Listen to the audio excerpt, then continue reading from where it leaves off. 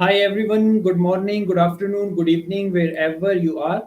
I'm your host, Dr. Haider Shah. On behalf of Calvas, I would like to welcome all of you to this webinar. Thank you very much for joining us. Today we have another very interesting topic, and I'm really honored to welcome and introduce our distinguished guest speaker who is going to talk about research publication, understanding the editor's perspective. Sometimes it is really difficult to guess what are the important things that needs to be considered in publication process. Uh, and what are the important things that needs to be considered in publication process, and what are the things which are important from the perspective of editors? How do they evaluate the manuscript in terms of its importance and quality? So you will get the best insight, right information, knowledge, and guidance about all these things, as we have renowned professor and expert with us in today's this session. So stay tuned, because in amazing stuff are coming ahead in this session. So before we start, I would like to thank Carvas for arranging such enlightenment sessions, for their support and providing us such a wonderful platform.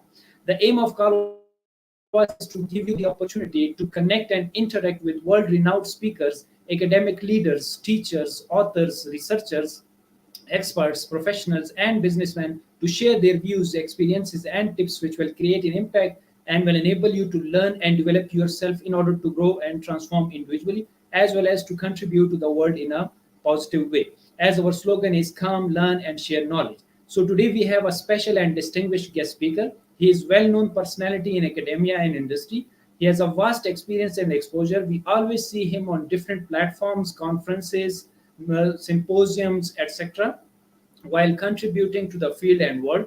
Moreover, through his great knowledge and wisdom, people are getting the right guidance and knowledge. Above everything, he is always ready to help and to share his knowledge on different platforms. So let me introduce him formally. He is a PhD and professor of marketing in the Faculty of Tourism at Eastern Mediterranean University, the Turkish Republic of Northern Cyprus, and fellow of the Hospitality and Tourism Management Academy, a research community. He obtained his PhD degree in business administration from Haider University in Turkey. He taught hospitality, tourism, and marketing courses at different universities such as the Bilkent University, Beskent University, and the Ethelim University in Turkey, and marketing management at the doctoral level at National Gosheng University of Hospitality and Tourism in Taiwan. Moreover, he taught these courses to the students who, among others, were from Romania, China, Iran, Jordan, Vietnam, Bangladesh, United States, Nigeria, Israel, Albania, Ukraine, the Taiwan, Russia, Mongolia, the United Kingdom, Azerbaijan, Kazakhstan, the United Arab Emirates, Pakistan, Russia, the Turkish Republic of the Northern Cyprus, and Turkey. In addition to that, he supervised a number of undergrad and postgrad students' theses, the master and doctoral. His research interest area in the area of service marketing and management, internal marketing, green management, and marketing and strategic management. He serves on the editorial review boards on top tier journals such as Journal of Hospitality Marketing and Management, the Service Industrial Journal, the Cornell Hospitality Quarterly, and the International Journal of Hospitality Management. He is also the regional editor for the Middle East and Africa of the International Journal of Contemporary Hospitality Management, and the senior associate editor of the Journal of Hospitality and Tourism Insights. Moreover, he has an H index of 73 with more than 18,000 citations according to the global Google Scholar citation database, and he has authored and co-authored over 150 articles in various journals, including Journal of the Academy of Marketing Science, the Journal of Business Research, Journal of Air Transport Management, Service Business, Journal of Services Marketing, Employee Relations, the Service Industry Journal, the International Journal of Service Industry Management, Tourism Management, International Journal of Contemporary Hospitality Management, Cornell Hospitality Quarterly, and International Journal of Hospitality Management. He is frequently shown as one of the most prolific and highly cited researcher in the field of hospitality management, and has recently appeared within the 2% of the list of the world's most influential scientist. Last but not the least, he is a wonderful speaker, author, teacher, researcher, professional, a multi talented person with a dynamic personality, and above everything, a great human being. So please help me in welcoming our guest, Professor Dr. Usman M. Karapate. Welcome to the Kalwas platform, and thank you very much for joining us, Prof. Thanks for inviting me to your session. It is a great pleasure for me to be here, to talk to you, to be giving a seminar to a number of colleagues across the globe. Uh, Again, thanks for your kind words. By the way, we really feel sorry for the ones who died in the flood disaster in Pakistan. May God have mercy on those people who lost their lives in the flood disaster. Yeah, thank you very much, Prof, for your nice wishes and prayers. And really, it's really pleasure to have you with us on this live webinar. There are a lot of people waiting for a lot of questions and a lot of queries. And today we are going to learn so many new things from you. So over to you, Prof, please. Thank Okay. you. Yes, we are going to start. We are going to start with a video, but I'm going to share it because it is going on. Let Yes, me share it now. please.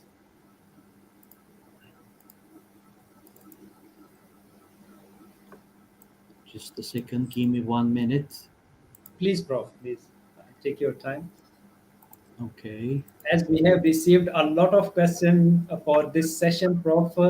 And last time it was with the Prof. Okumus. It was a great session, and he answered so many questions. But still, there are questions which are left. So today we'll try to ask you the same questions which are left, and people are waiting for their questions. Shall I start? Yes, Prof. Please go ahead.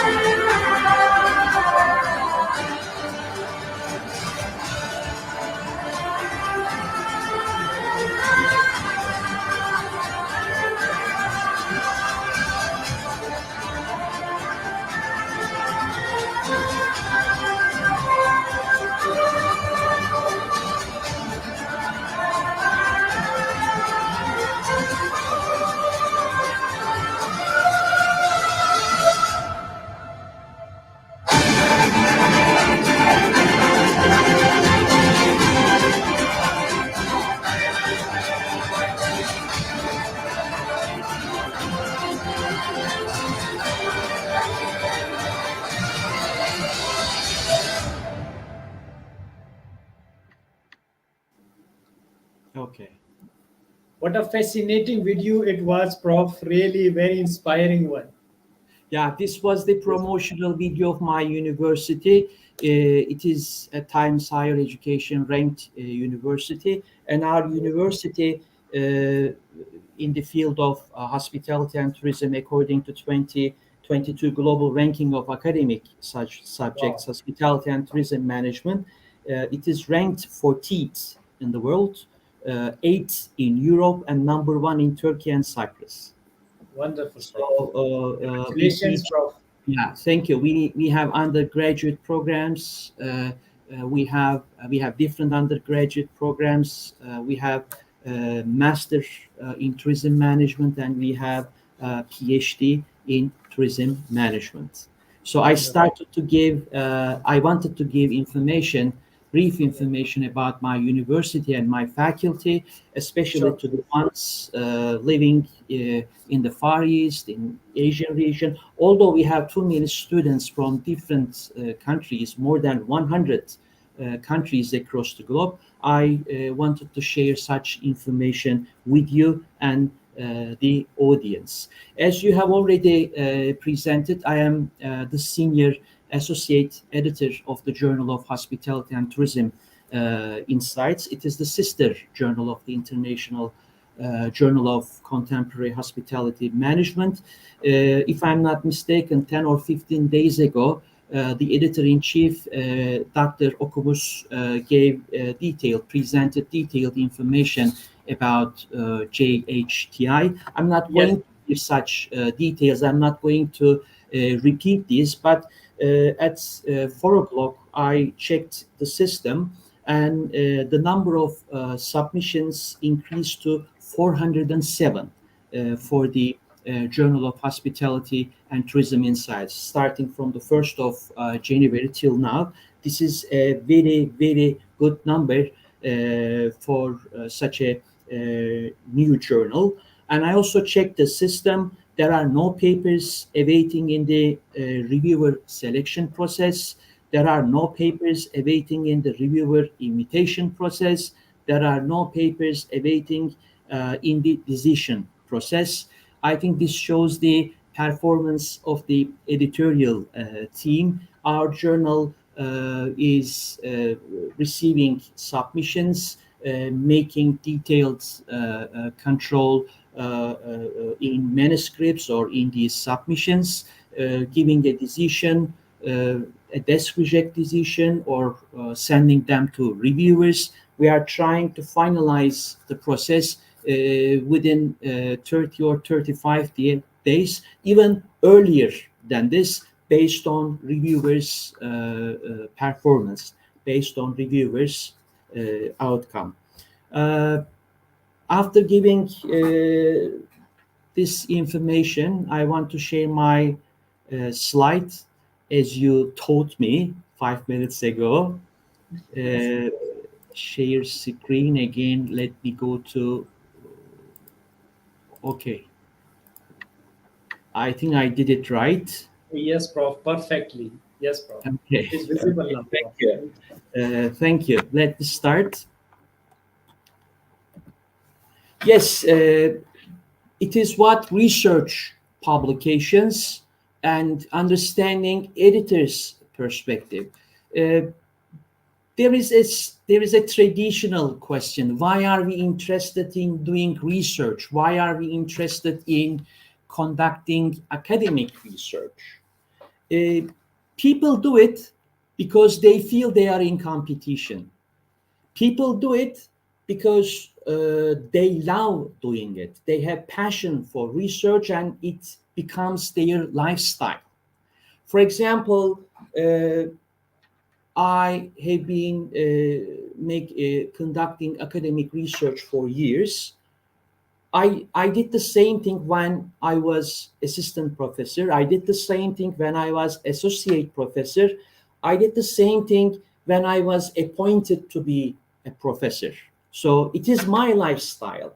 So I'm not doing it because I am just working in a competitive market environment, because I'm not doing it because I need this or that. It is my lifestyle. So if you if you consider this as one of the parts of your lifestyle, you are going to be having a full concentration on what you are doing, and you will have passion for research. I'm not saying that you are going to spend most of your time doing research. I'm saying that you have to do it, but you have to at the same time establish, of course, a balance between your research issues and other responsibilities. That is the word work-life balance. Publication requirement at a number of universities. This is because of job security. Maybe you published in really leading journals, business journals like Journal of Management or Journal of Marketing. But if you do not publish in the following 3 years, it's nothing. It's gone. Okay. It was 3 years ago, but people are expecting you to publish in the following 3 or 4 years or 5 years to renew your contract. So publication requirement is actually at a number of universities is equal to job security. Why do we conduct academic research? Because we want to contribute to the science, because we want to show that we are trying to come up with parsimonious, novel models, novel ideas, and we want to conduct this research and share the findings of this research with the relevant parties. You are, Excuse me, Prof. yes, Sorry please. for interruption. The slides are stuck, Prof. Can you just change it manually, please? Is it Yes, Prof. Now it's working. okay? Wonderful. Great. Thank you Okay, so much. great. Because I showed the other one.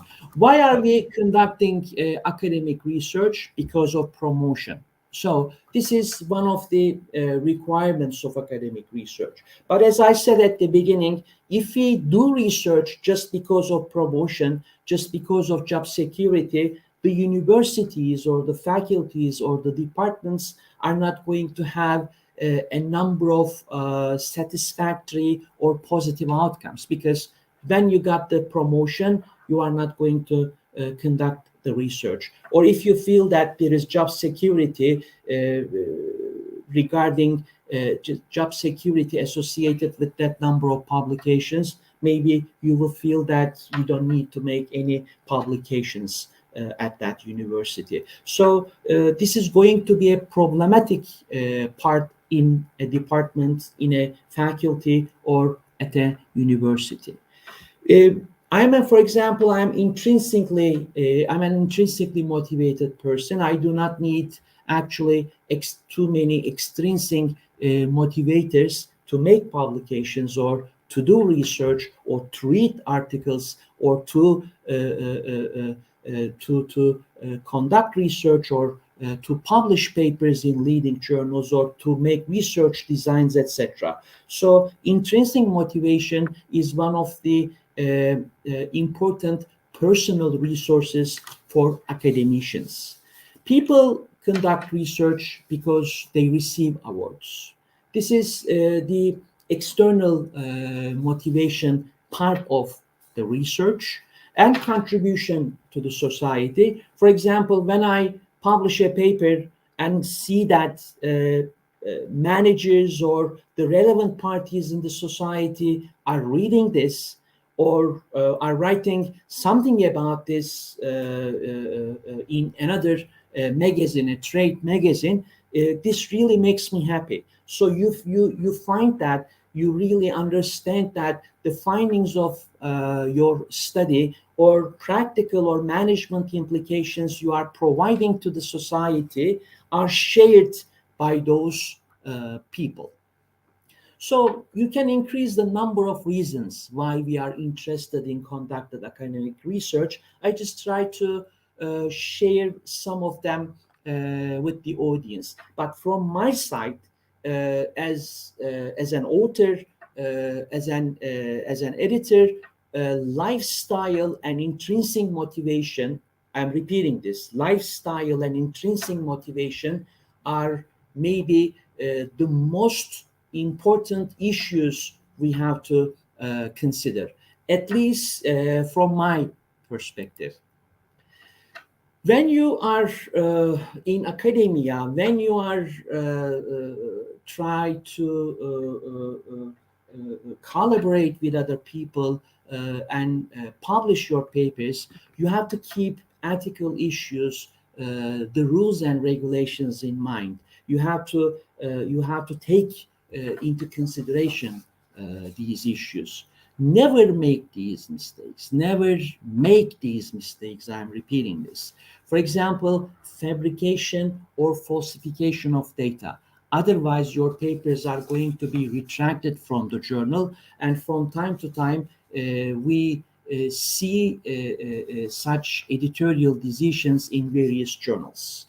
Inaccurate citations.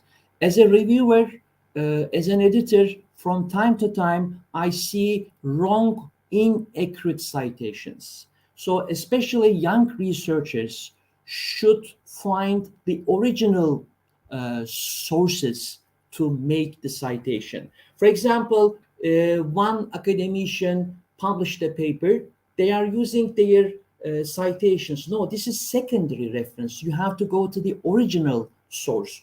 You are not going to rely on that person's citation. Find the original source, try to understand what it is, and then make the citation. So these inaccurate citations are going to create additional problems for those people in their future academic life. Patch writing.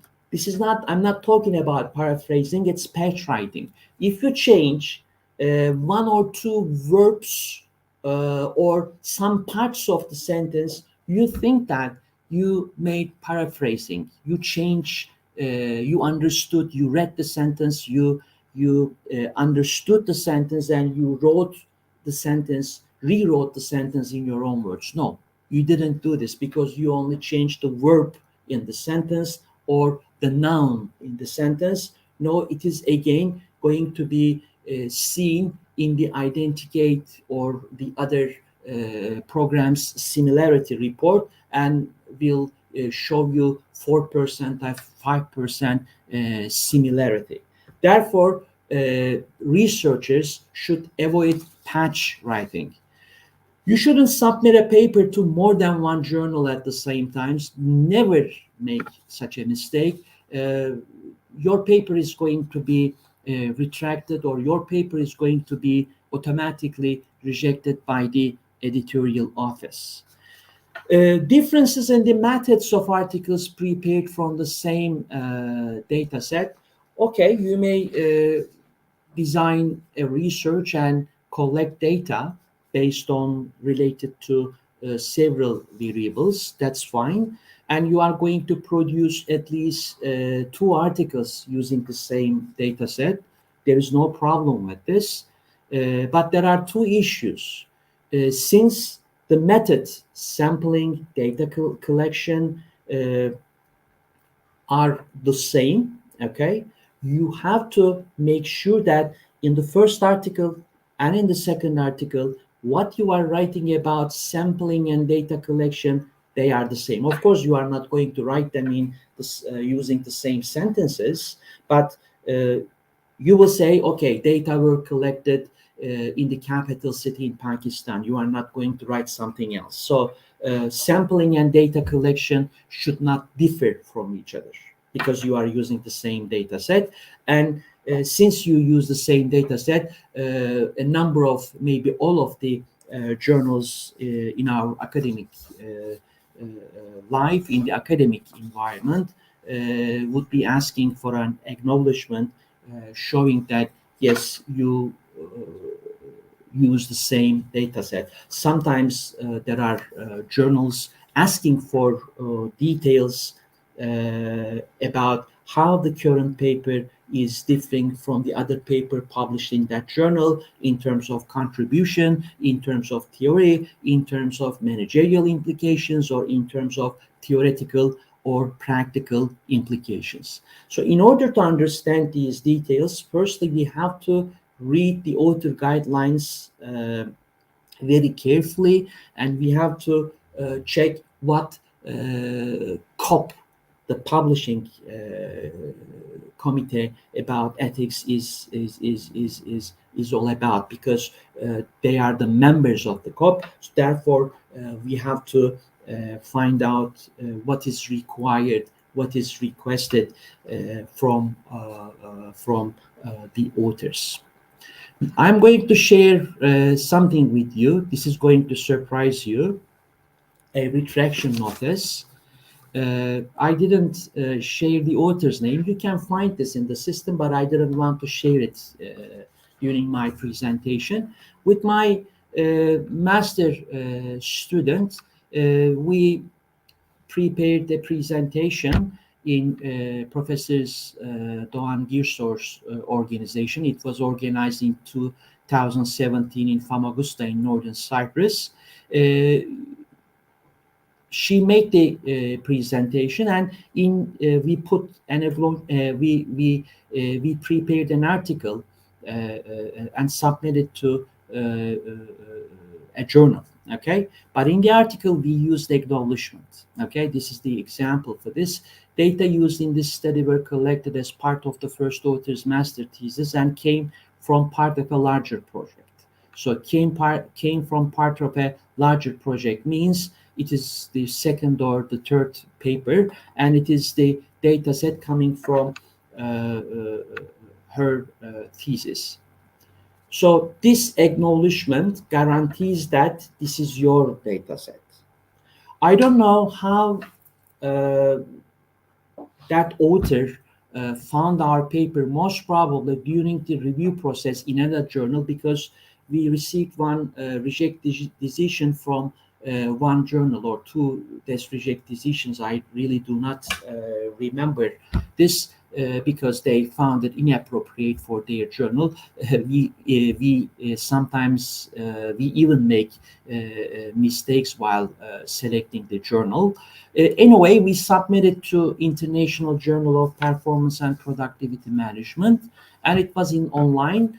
And then we saw the same paper in the International Journal of Organizational Analysis.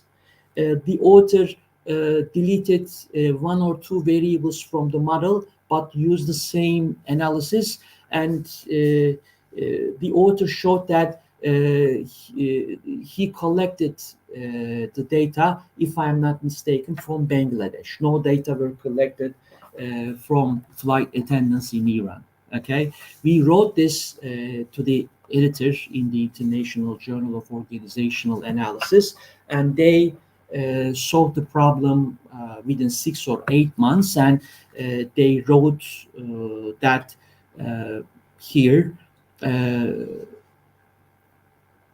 Submission guidelines make it clear that articles must be original, not infringe any existing copyright, and anyone who has made a sufficient contribution to the work should be included as an author. The publishers of the journal sincerely apologize to the readers and the original authors, Shah and OSMAN KARATEPE. So they retracted the paper from the journal. So I really do not understand why some authors are doing this, are stealing someone else's work. Totally the same, and you are deleting several variables and using the same results, and you say that you collected data from employees in another country, and you don't have data set for this. Okay, so without showing any data set, how are you going to prove that this is your own work? Okay, so these are unfortunately fatal errors, critical issues researchers should take into consideration. What are the common challenges or problems during the process? There are a number of submissions. You are not alone. There are too many competent, talented, successful academicians, young researchers, and they are submitting their work to the same journal. So the editorial team, the editorial office is expected to choose the best ones. Okay, it's not possible to publish every single article, every single empirical piece, every single qualitative study in the journal. So we have to know that we are not alone in this academic environment. There are a number of PhD students trying to publish good papers. There are a number of young researchers really publishing quality papers in leading journals. We have to take this into consideration. So high desk reject rate. So why are we having such reject rate? Because unfortunately, I have to say this. Most of the authors who receive such reject rate are not reading author guidelines. They are preparing something, but this is not up to the journal's standards or expectations. When you visit, for example, Emerald journals, you will find detailed information in the author guidelines that if you do not adhere to these standards, the editor can decline it. The editor can click the button unsubmit it, so it's going to cost you additional time, for example. The publication process may be longer than expected. This is another challenging issue or problem. Some journals may have difficulty, some editors may have difficulty finding the number of reviewers needed for that specific paper. So the publication process can last for 1 year, sometimes for longer than 1 year. There may be 5, 6, even 7 reviewers for your paper. So don't think that you are going to have 2 reviewers feedback or 3 reviewers feedback. Maybe the editor does not feel satisfied with some reviewers reports, or he or she may need additional reports from some other reviewers. Under these conditions, you are going to have 5, 6, or sometimes reviewers comments. And from my perspective, it is a plus for authors, because you are going to have a number of comments that would help you strengthen your paper further. What should be done? As a person, as an academician, as an author, I make an average, I make a plan which is about 3 years, okay? Because if you try to make things organized, okay, or if you are trying to save your time, manage your time, you have to do this, okay? How are you going to handle a number of publications? If you are going to publish 10 or 15 papers a year, how are you going to manage this? Okay, so you have to design it, you have to make a plan at the beginning. So in the following 3 years, okay, you will say, you will plan that, okay, there will be 5 or 6 or 7 papers to be published in these journals. Just select your research team. This is an important part you have to take into consideration.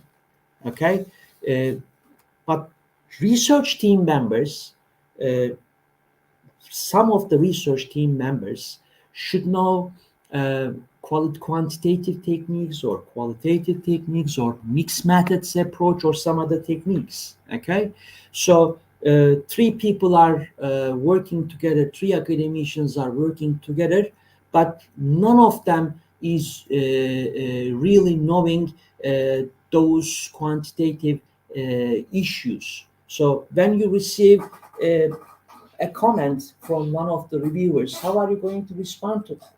Or they will say, you have to reanalyze this, you have to do that.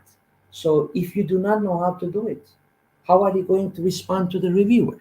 So we have to work with people who have such, not detailed information, but such information about qualitative issues, quantitative, or other technical issues in the research theme. Um,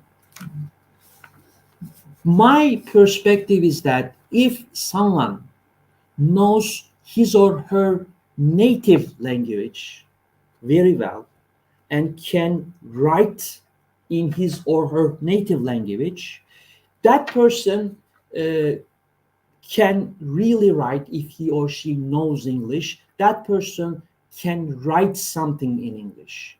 Okay? So I do not know how to write in my native language, and you expect me to write something about one issue in English. So from my side, this doesn't make sense. Selection of research topics. How are you going to select this? It's not easy. There are a number of ways to do this. I'm going to share some of them. Just act as an ad hoc reviewer in leading journals. When you receive an invitation from a good journal, okay, just click yes and become an ad hoc reviewer. In these leading journals, you will have the opportunity to understand the flow of article, to understand how the authors have tried to write the contribution of the paper, how the authors have tried to use different theoretical underpinnings to develop hypotheses, maybe.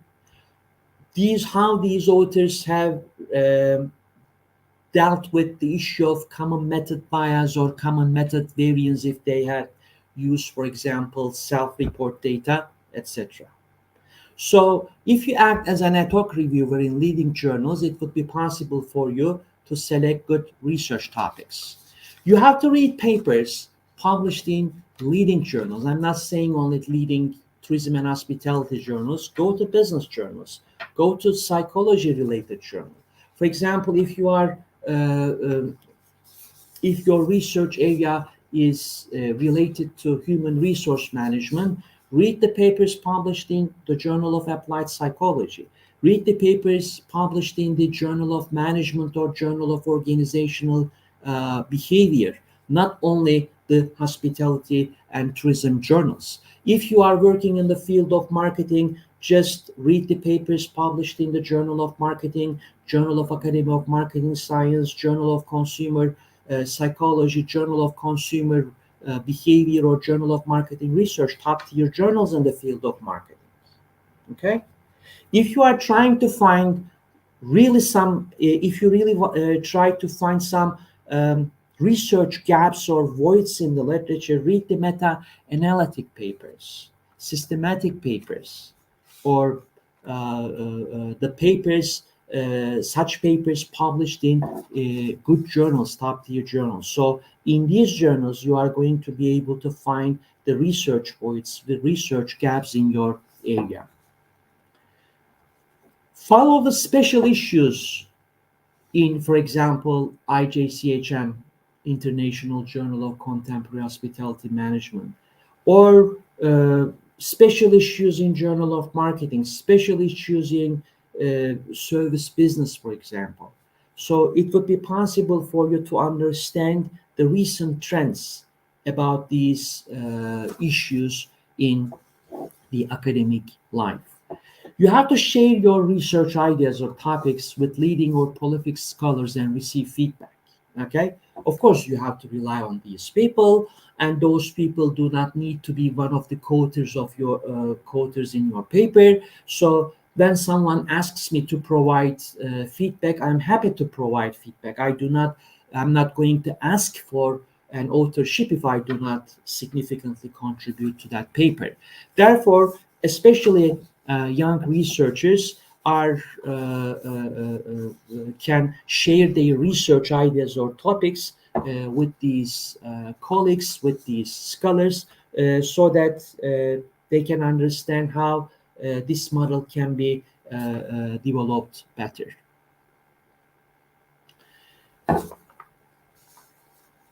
Research design.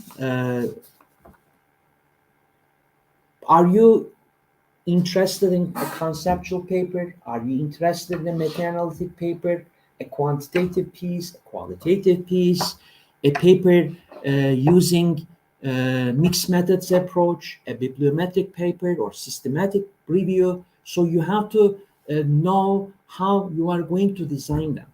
Okay, let me write a conceptual paper, but you have to be well prepared for this. Let me let me design a research that focuses on the development of these hypotheses, and I'm going to test these hypotheses using that technique in that program. But do you really know what you are doing? From time to time, when I read some papers, I see several mistakes, but not critical mistakes, but several mistakes. For example, if you report standardized loadings as a result of your confirmatory factor analysis, using these standardized loadings, it is very easy to calculate using the formula average variance extracted and composite reliability score. So make sure that someone is going to calculate for this when they are downloading and reading your article. Therefore, you have to calculate these correctly, for example. So this is an important thing I am highlighting, I am underlining, because you have to know what you really do in that analysis or in that technique. And as an example for designing a research, there are several stages, so-called stages. Contribution, the purpose of the study. What is this? When you submit a paper to a journal, believe me, at least one or two reviewers are not happy with the contribution of the paper. They are going to write that they are not happy with the contribution of the paper. As a reviewer, you have to write this in detail, of course. Otherwise, I'm not, as an author, I'm not going to understand what you mean, what you are trying to write, or what you are trying to recommend. So what is this contribution? Contribution is not something related to one region. Contribution is not something related to this relationship was not tested in that paper, and I'm testing another effect in my paper, and it's going to be the contribution of the study. No, you have to explain why these variables, why these constructs are so important, and how are you going to connect these constructs to each other, and how are you going to explain these relationships from a theoretical perspective, and what about the contribution of the paper to the industry. In the introductory part, you have to write this within 2 or 3 pages. Otherwise, when you say this was, for example, tested in northern Cyprus, but it was not tested in Pakistan, now I am testing it using data collected from travel agency employees in Pakistan, and it's going to be my contribution. This is not going to be welcomed. This is not going to be appreciated by the editor. This is not going to be appreciated by the reviewers. Hypothesis. For the development of hypothesis, please make sure that you use theoretical underpinnings or theoretical frameworks. Without the use of these theoretical frameworks, it's not possible for you to develop hypotheses. How are you going to develop this?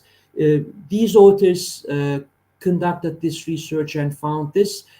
Those authors made the same research and reported this. Now I am developing and offering these hypotheses. So it's going to be a replication study. Replication studies are fine, but to develop our hypothesis, to develop these study relationships, it is important to use theoretical underpinnings, theoretical frameworks in your paper. In the method part, sampling, data collection, instrumentation or measures you are using, back translation, conducting a pilot study, controlling common methods variance, considering procedural and statistical remedies. They are all important. You have to consider all of these details, okay? Do not miss one of them. As a reviewer, when I read your paper, as an editor, when I read your paper, I have to see that these authors have really paid utmost attention to details in the method section. I'm repeating this. Sampling issues, data collection, instrumentation, pilot study, if there is a need, back translation, common method variants, and information about data analysis. So if you do not provide any details about your data analysis, you automatically jump to the results section. Reviewers may have find it difficult to understand. I know that in some journals there are word limitations and you don't put data analysis in the paper, but in most of the journals you will have the opportunity to include the data analysis in your empirical piece. In the results section, uh, testing the measurement model and reporting the results regarding the psychometric properties of the measures are really important, and you have to do it very carefully and based on the author guidelines. So if you are going to share the items, you use share the items in one table and give the details arising from exploratory factor analysis or confirmatory factor analysis, and make sure that you are testing your hypothesis using the correct technique. Regression, use regression. Structural equation modeling, use structural equation modeling, or moderated regression. But never use extra additional statistical techniques you don't need in the paper to polish the paper, because it's going to increase the number of words and reviewers are not going to be happy with this. You have to discuss your results considering theoretical implications. Okay, you have to give present a summary of your findings. The title can be summary of findings. In the IJCHM and JHTI, we want authors to follow this, such as discussion and conclusions, theoretical implications, practical implications, and limitations and feature research. Journals are going to have different requirements. Again, for a good preparation of this section, researchers have to read what the author guidelines are giving to them or explaining in the journal web page. So summary of findings, general findings should be presented under the discussion. Theoretical implications should be explained based on what you have written in the contribution part. And practical implications, try to be specific. Okay, so if you say like we have to train our employees because we found that stress aggravated their burnout level. That's fine, but how are you going to train this? Okay, what are you going to do? So you have to give specific explanations. Writing training is not enough. Just try to explain a little bit in detail. When a manager reads the practical implication, he or she should have the impression that yes, this paper based on these results is offering something new or something practical for the industry. Limitations and feature research part. Unfortunately, some researchers are writing limitations and feature research because it is required by the journal. No, don't think in this way. Write the limitations and feature research based on what you have done and what you are offering, what you are recommending to the researchers based on your limitations. So if you just write, okay, we use self-report data and we did in this way, and we recommend authors to use, for example, time lag data. Okay, this is one of the limitations and future research implications, but especially you are expected to give provide some sort of ideas about how your model can be developed further.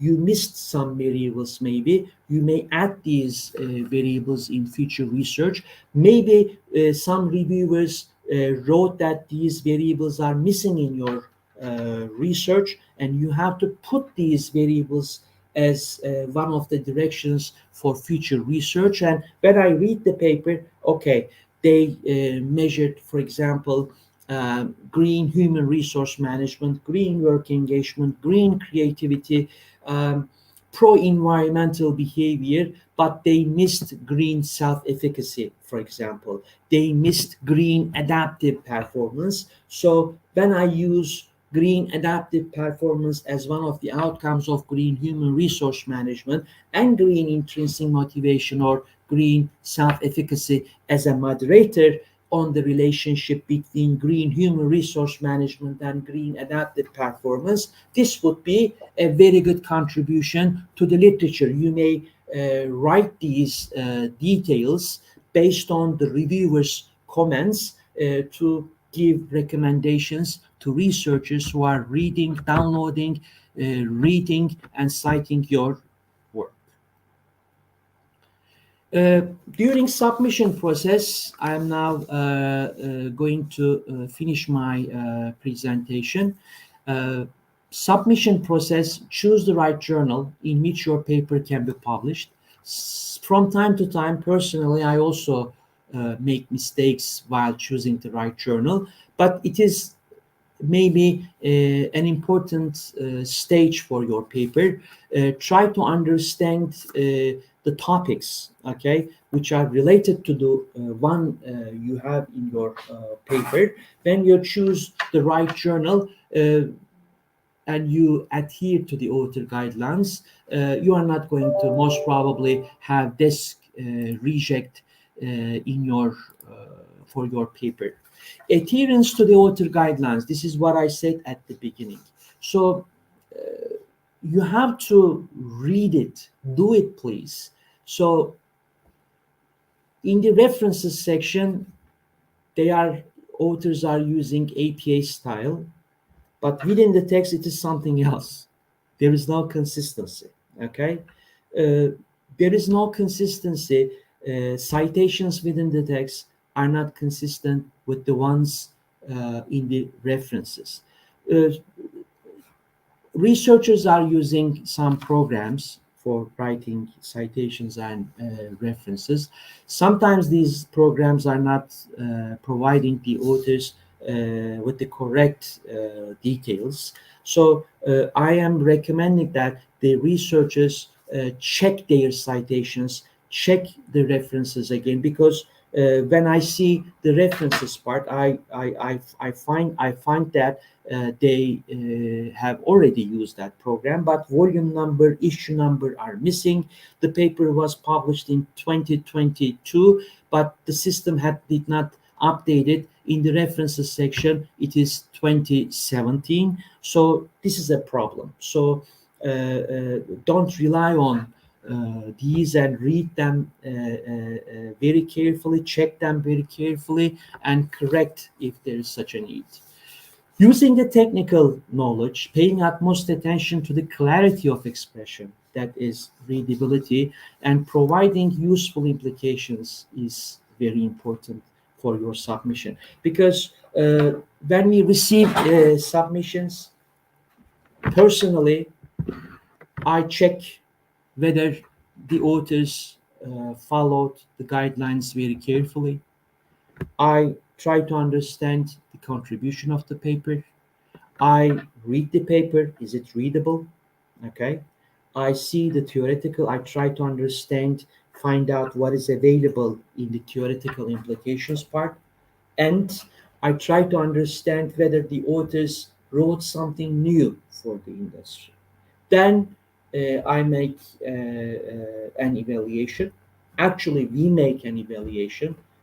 Professor Okumush and I make an evaluation. We disreject it or we include the paper in the review process.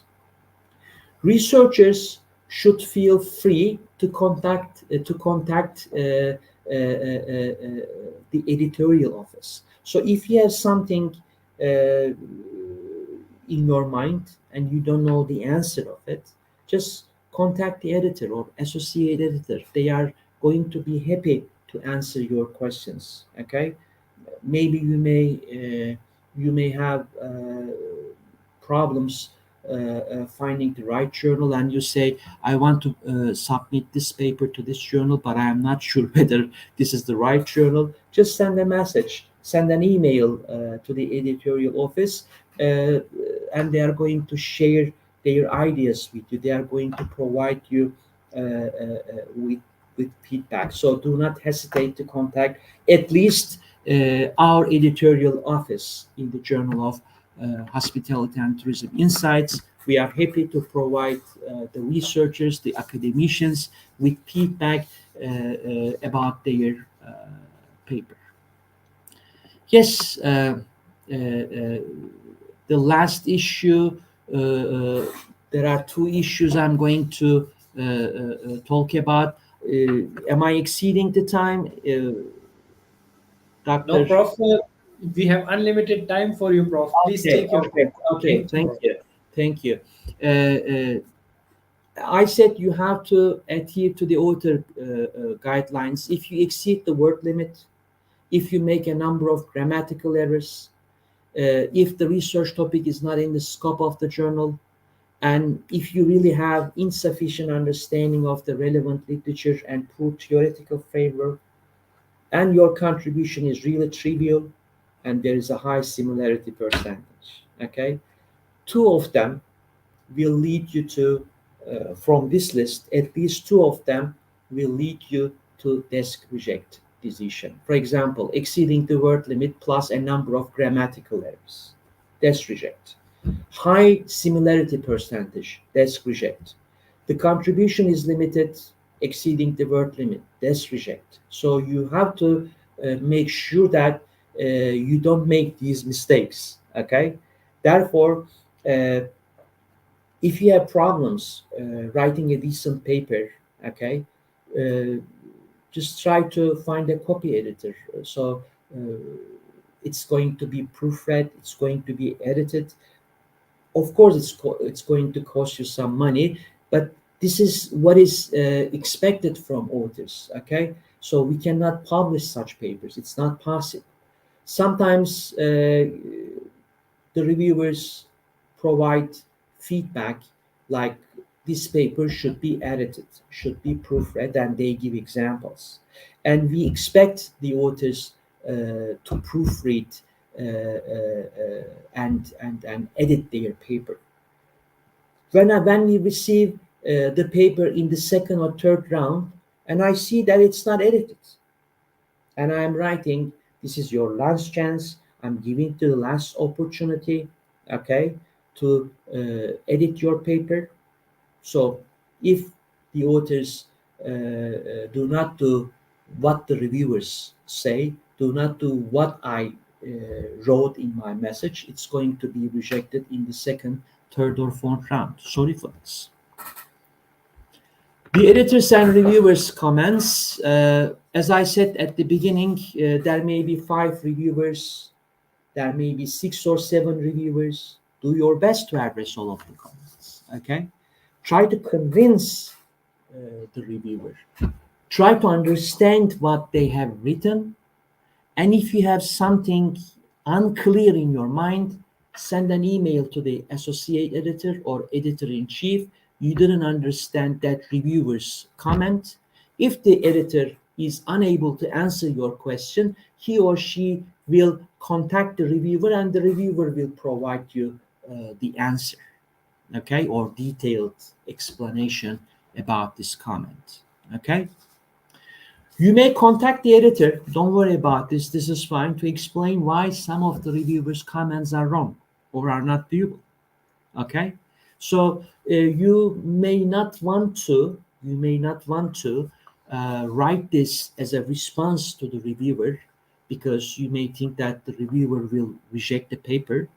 If this is the case, then contact the editor to explain why this reviewer's comment is wrong, why it cannot be viewable.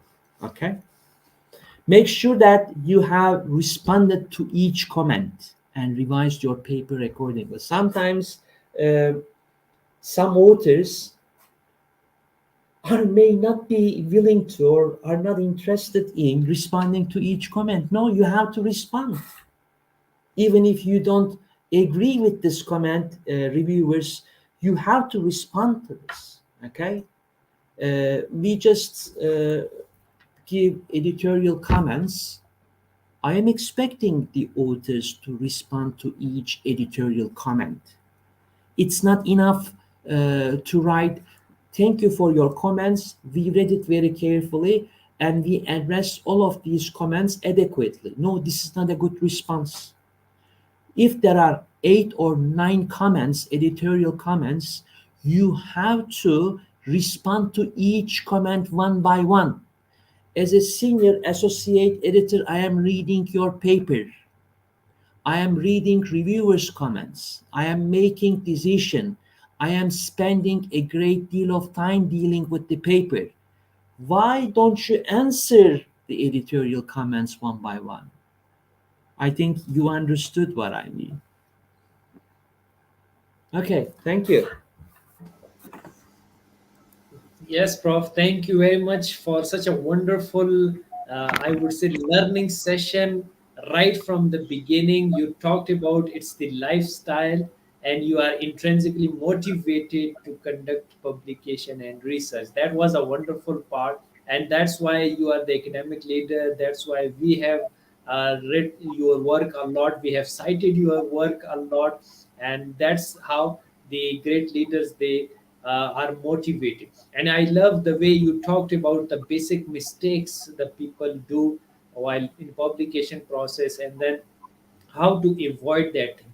And very nicely you have connected to the contribution, the submission, all the quantitative research design, and what should be there in that, particularly the retraction policy. I love that part, that if we do not take care of our paper in a right way, then it might be retracted in the future, which is very nowadays very much important concern, and we should be keeping in mind. And very nicely you have mentioned about the author's guideline, that how they are important and why they are important and why should we consider it in a better way. I really loved that the whole presentation was very much informative, and I was just thinking through my journey of PhD, that if somebody had told me at that time, at the start of my PhD, it would have made it very easy for me to do a PhD with a lot of publications. But hats off to you, Prof, the way you explain for upcoming researchers and the current researchers and the people who will be watching this video in future. It is a very enlightenment session for them to learn and to avoid all these kind of mistakes which the people do. And you as an editor always see the different papers and different reviewers. And that was the great session, Prof. Thank you very much for such a wonderful knowledge and such a powerful content you shared with our audience. And if, Prof, you allow me, should we start with the first question, please? Yes, please. Thank you. Yeah. Yeah, thank you very much, Prof. In the beginning, I would say that so many questions you have already addressed in your wonderful presentation. For example, they had asked the question that, Prof, in your opinion, what are the basic mistakes students do in writing a research paper? You have already answered that thing. And secondly, they comment that, Prof, please tell us about the retraction and its policy. You have already explained. Then they ask that, Prof, please tell us the reasons for test rejection. You have already answered that one. But now another interesting question they have asked, Prof, that, Prof, please guide us. What do I do? They want to ask that, Prof, I am the PhD student and I want to know that, Prof, can I ask journal reason for test rejection? Am I going to offend the editor or the journal, or can I politely ask the editor the reason for test rejection? Yes, please. Yes, you are sharing some comments with the researchers. That may be a standard paragraph, but you may contact the editor for the details. We are happy to provide detailed comments about their paper, why their paper was desk rejected. Is this because of the contribution? The contribution is limited or trivial. Is it because of the fact that we found so many grammatical errors? It is because of the fact that we found too many mistakes in statistical calculations, or we found that from a theoretical perspective, from a practical perspective, the paper is not suitable for publication in our journal. So we are happy to provide details about why their paper was desk rejected in the JHTI. Yes, Prof. Thank you very much, Prof. Wonderful answer to this question. And now, Prof, they have asked another very interesting question along with a comment. The comment is, Prof, thank you very much for highlighting so wonderful issues for us. It was very enlightenment session for us. And particularly, you talked about the team member working for a paper and the uh, task they have divided.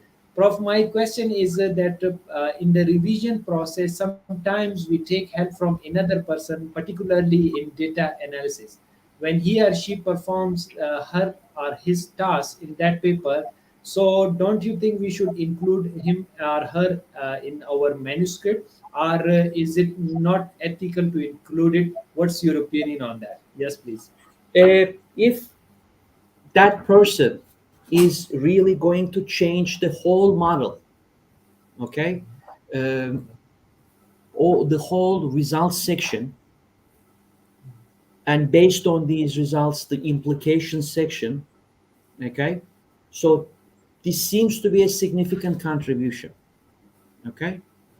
But during that revision process, some editors may not be happy to have additional authors, okay, because uh, original submission shows that there are only three authors, for example. In the first round, you want to increase it to four.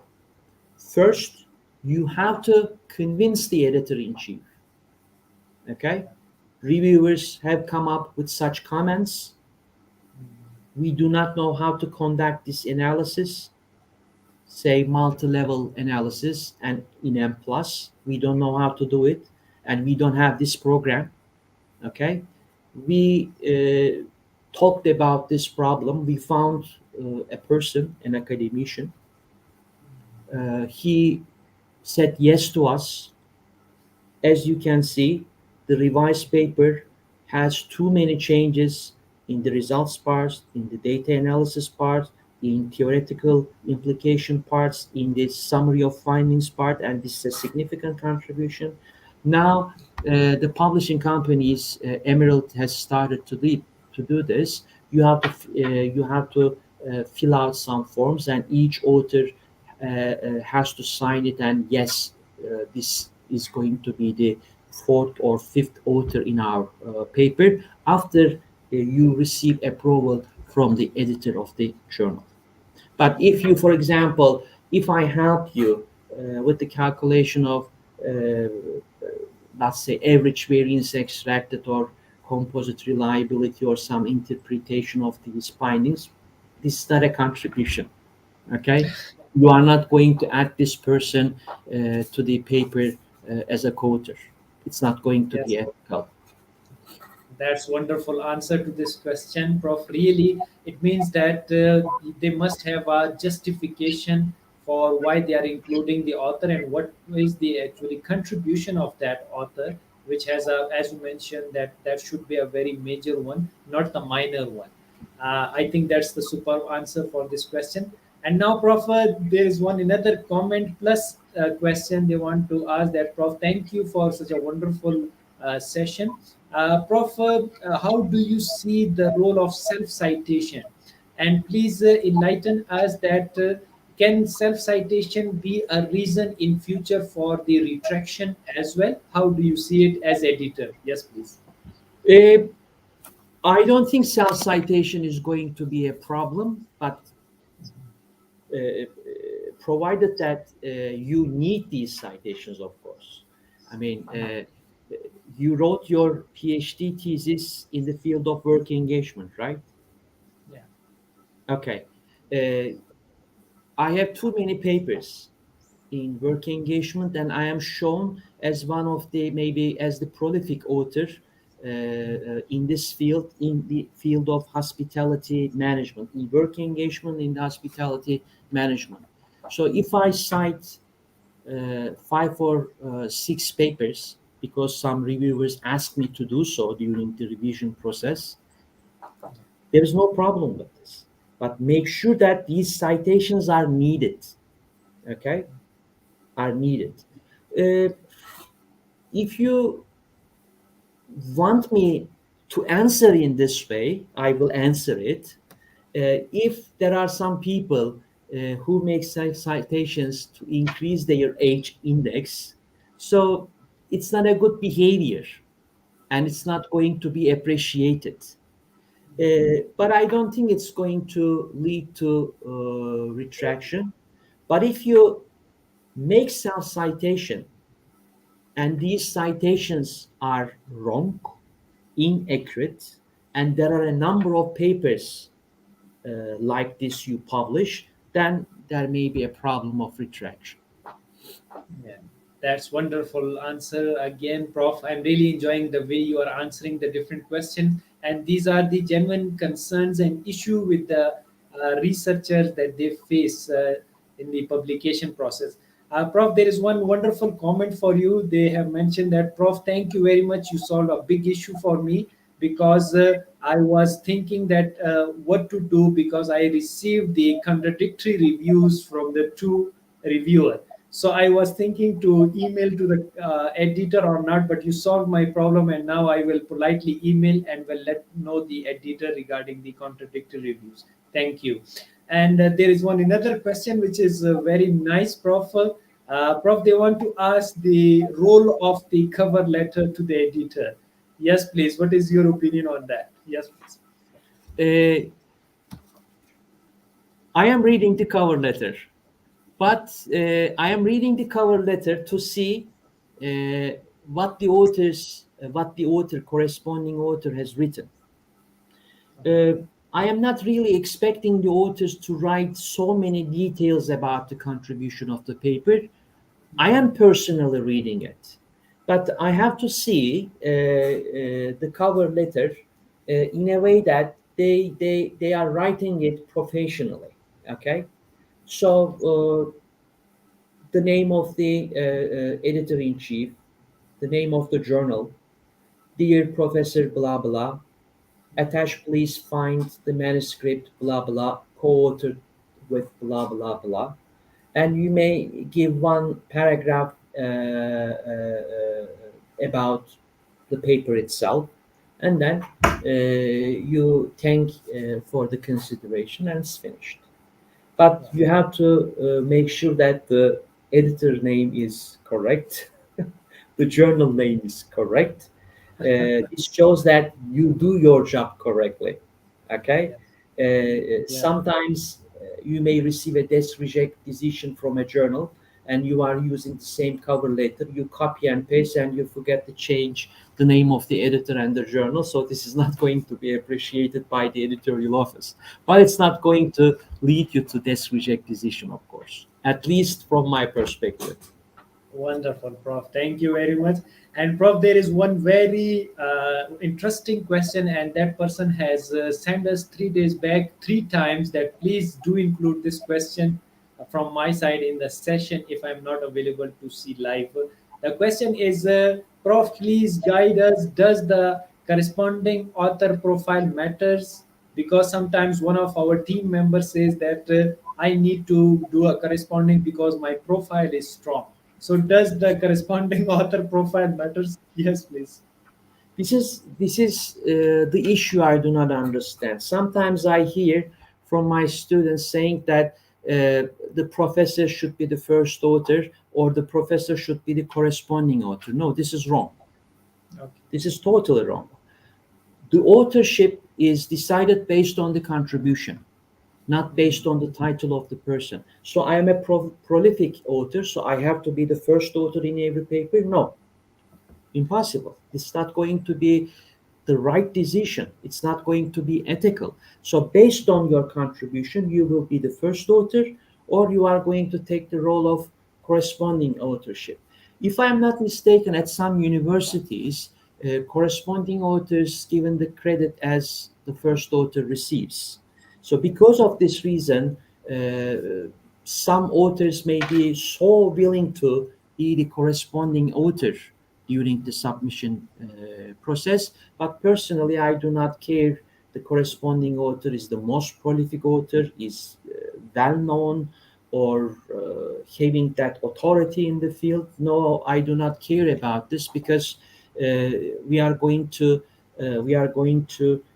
publish the paper based on reviewers' comments, based on the associate editor's comments, and based on the editor-in-chief's comments. So, you know, a person, that person is your close friend. You may also reject his or her paper. I am the senior associate editor in the Journal of Hospitality and Tourism Insights. I am working with Dr. Okumuş. He is also the editor in chief of the IJCHM, but he from time to time rejects my paper in the IJCHM. Yeah, it See, happens. Yeah. see what I mean? So it is not something related to being well known or prolific, productive author, or you are my close friend and I'm going to accept your. It's not related to this. It's related to what you have written in the paper. It is related to what the reviewers are writing about your paper, and what the associate editor or editors and editor in chief are thinking about your paper, or deciding about your paper. Very nice, Prof. And thank you very much because you have given your own wonderful example that even your paper are sometimes rejected because why they look at the work, the manuscript, the quality, the contribution, the novelty, and all these things, which matters a lot.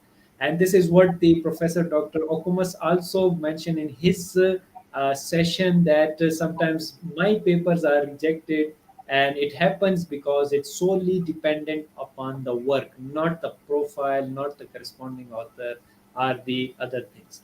And this is how things work, and we should be looking after the quality work.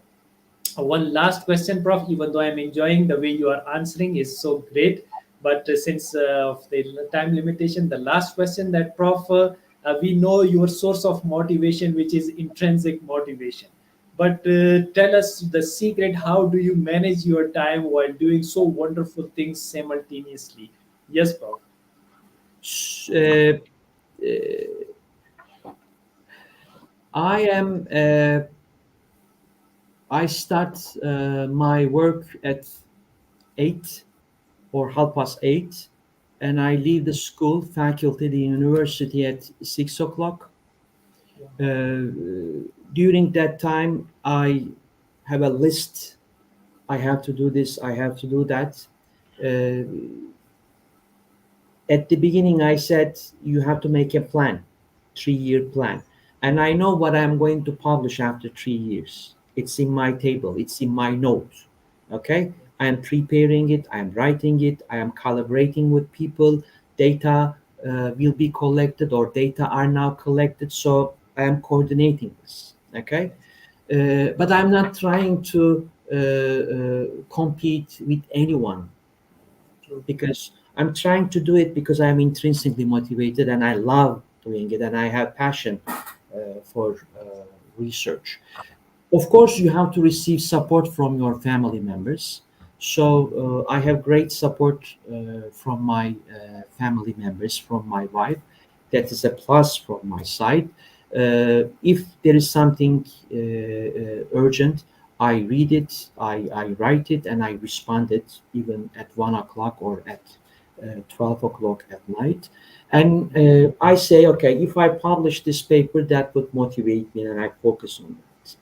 So I do not know uh, uh, what should I explain more? It is in your control, but work-life balance is very important. Without having support, I have published so many papers about work-family conflict, family-work conflict. What I saw is that you cannot survive with support coming from surfacing from your family, surfacing from your supervisors or managers or your deans in the faculty. I teach uh, 12 hours a week, sometimes 15 hours a week. Okay, I supervise PhD students, I publish, I act as a reviewer, I try to manage my family responsibilities. I, at the same time, try to deal with the work of Journal of Hospitality and Tourism Insights. So we have 24 hours, and you sleep for 8 hours, and the rest is yours. You have to manage that 16 hours effectively. If you want it, you can do it. True. Very true. Prof, thank you very much. That was a wonderful answer to it. And really love the idea. And you have shared with our audience from around the globe as well that make a plan and to do list. And then you can do it. And simultaneously, what you have mentioned, you have a lot of things to carry out, right from the supervision guidance to the paper analysis, looking after the journals. And very nicely, you have mentioned about your own articles, work life balance. I have the opportunity to come across your that wonderful articles and that contain a wonderful recommendation. And I would request to the our audience that please go through, read and cite that work because that is so interesting piece of work to learn from. Prof, really, that was a great, wonderful explanation and a powerful content you shared with our audience from around the globe. That was a wonderful. Prof, at the end of the session, we ask our each guest about his or her message to the world. So, what is your message to the world as a teacher, speaker, author, researcher, trainer, learner, professional, and educator? Yes, please. Be a good individual. That's it. Wow. Being a good individual is really difficult, but try to be a good individual. Wow, Prof. You have squeezed the ocean into a one sentence, into a drop, and you did a fantastic because it's a philosophy itself. Wow, what a great message you have given to the world, Prof. Really love this session with you. Thank you very much once again. And at the end, I would ask my audience that please do follow our distinguished guest speaker through his research work, and you can email him for future learning and guidance. He's very generous and always ready to help the people. Moreover, the powerful explanation and wonderful content which the prof has already elaborated will help you to learn and develop your understanding regarding the publication and its process. So that's all we have time for today. Thank you once again, Professor Dr. Usman M. Karapati. That's wonderful because I really enjoyed this session and I really learned so many new things from you. Thank you once again for your wonderful presentation and content, for your energy and for your time, Prof. And I would also like to thank our audience who joined us. If you have any additional question about information shared today, please email us or connect to the speaker directly. Thank you all for your support and liking our sessions. Stay tuned as many sessions are on the way. Please do not miss any session. Until next session, take care of yourself. Bye bye.